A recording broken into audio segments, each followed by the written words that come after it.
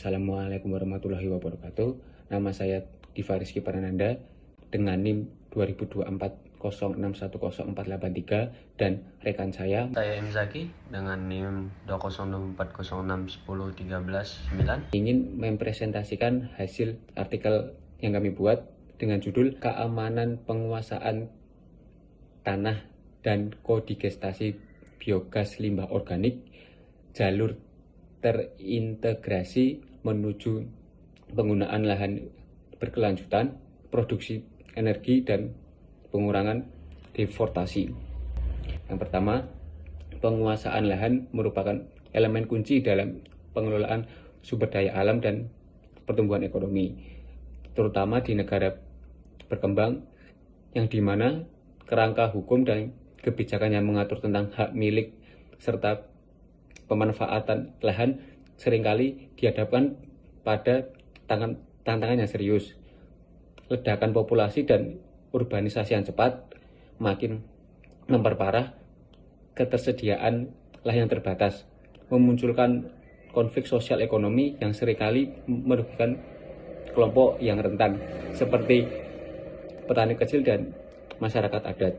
Oleh karena itu, penting untuk menerapkan kebijakan inklusif dan berkelanjutan yang tidak hanya memperkuat hak tanah, tetapi juga berkontribusi pada pengurangan kemiskinan dan peningkatan keberlanjutan lingkungan. Poin-poin pentingnya adalah yang pertama ada penguasaan tanah, yang kedua ada tantangan di negara berkembang, yang ketiga ada kebijakan inklusif dan berkelanjutan, yang keempat ada pengelolaan limbah organik, yang kelima ada keamanan hak tanah, yang keenam ada perencanaan tata guna lahan, yang ketujuh ada gap dalam riset, yang kedelapan ada tujuan pengembangan berkelanjutan. Di sisi lain, kajian mengenai pengelolaan limbah organik menunjukkan bahwa akumulasi asam lemak dapat mengganggu proses pencernaan anaerobik.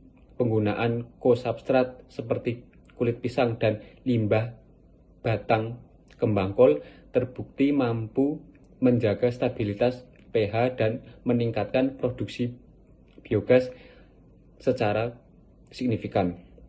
Selanjutnya, perencanaan tata guna lahan menjadi krusial, terutama dalam konteks proliferasi tempat yang seringkali mengakibatkan masalah spasial di daerah perkotaan seperti kemacetan dan populasi.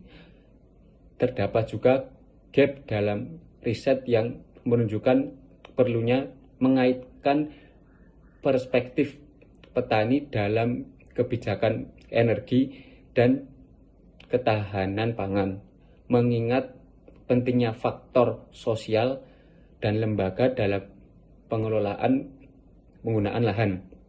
Pada akhirnya, integrasi strategi dari biogas limbah dan pengamanan tanah dapat menjadi langkah konkret menuju pencapaian tujuan pengembangan berkelanjutan yang terkait dengan energi terbarukan dan konservasi sumber daya. Demikian dari saya. Selanjutnya akan diterangkan oleh rekan saya Muhammad Zaki. Akan melanjutkan penjelasan artikel yang sebelumnya dijelaskan oleh saudara Diva Rizky Prananda. Jadi saya akan membahas tentang tujuan penelitian. Jadi fokus penelitian yaitu yang pertama yaitu mengidentifikasi faktor-faktor utama yang mempengaruhi keputusan petani dalam penggunaan lahan.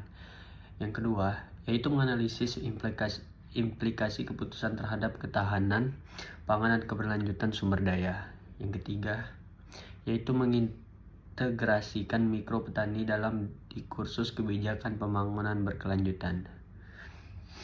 Selanjutnya hipotesis. Yang pertama yaitu keputusan petani lebih dipengaruhi oleh faktor kelembagaan dan agronomis daripada insentif harga semata. Yang kedua yaitu pengabaian faktor-faktor tersebut dapat menyebabkan bias dalam perencanaan kebijakan pangan dan energi. Yang selanjutnya yaitu relevansi dengan SGS.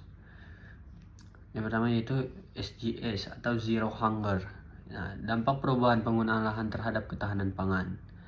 Selanjutnya yaitu SDG 7 atau bisa kita sebut Affordable and Clean Energy, yaitu pemanfaatan residu pertanian sebagai sumber energi berkelanjutan. Selanjutnya yaitu SDG 11 dan 12, yaitu tekan urbanisi terhadap lahan pertanian. Selanjutnya SDG 13 atau 13 atau Climate Action, implikasi pengelolaan lahan terhadap mitigasi perubahan iklim. Selanjutnya yaitu struktur artikel. Yang pertama yaitu pendahuluan dan tinjauan literatur.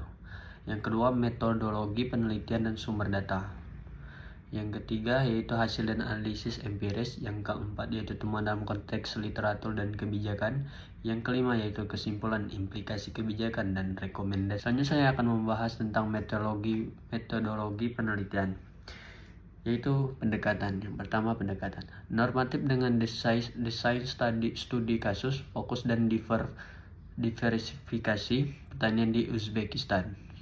Bahannya adalah data dari 450 petani termasuk jenis tanaman dan praktik pertanian. Prosedur yang digunakan yaitu survei, pengumpulan data, dan analisis menggunakan model ordered probit. Jadi dari metodologi penelitian tersebut, hasil penelitiannya adalah kami mendapatkan yaitu yang pertama peningkatan produksi biogas melalui kodigesti anaerobik limbah organik. Yang kedua yaitu antara keamanan hak tanah dan diversifikasi tanaman di Uzbekistan. Selanjutnya yaitu temuan utama, kodigestasi meningkatkan produksi biogas hingga 30-22%.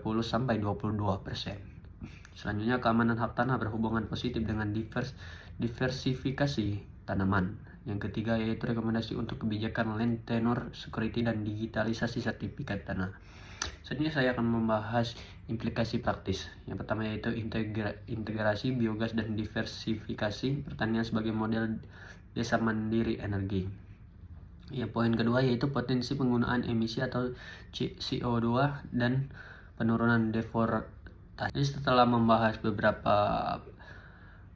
pemahaman, jadi dapat disimpulkan dari pembahasan sebelumnya dapat disimpulkan dengan kesimpulan yaitu poin pertama yaitu keamanan hak tanah dan pengelolaan limbah organik sebagai pilar pembangunan berkelanjutan.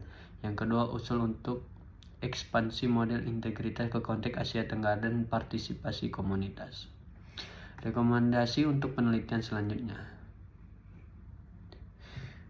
Baiklah, sekian penjelasan dari saya serta Diva Dwi Rizky yang dimana dia telah membahas sebelumnya.